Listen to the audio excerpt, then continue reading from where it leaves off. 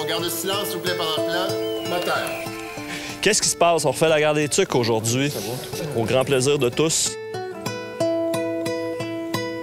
Oui, on tourne une pub de Vidéotron avec la guerre des tucs. Donc, on remplace les personnages qui ont été tournés en 1984 avec des personnages de 2012.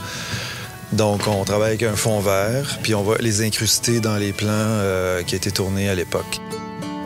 Pour moi, c'est le plus grand film jeunesse de l'histoire du Québec. Puis de pouvoir replonger là-dedans, c'est comme... Je me sens privilégié. C'est pour ça qu'on essaye absolument de respecter l'œuvre.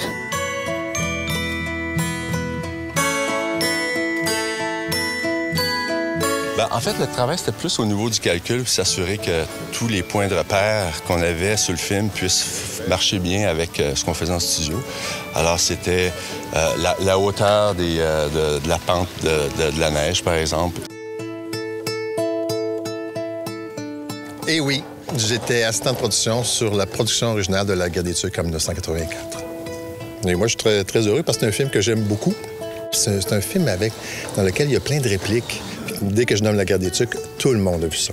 Tout le monde a vu ça, fait que les gens t'en parlent, puis les gens te sortent des répliques qu'ils connaissent.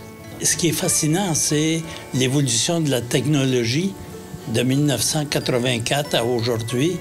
Et là, de voir comment on a trouvé ces deux jeunes comédiens-là qui ressemblent tellement à Luc et à Sophie, et de faire un tournage où, technologiquement, on a l'impression d'être devant le fort qu'on avait construit il y a 28 ans. C'est extraordinaire.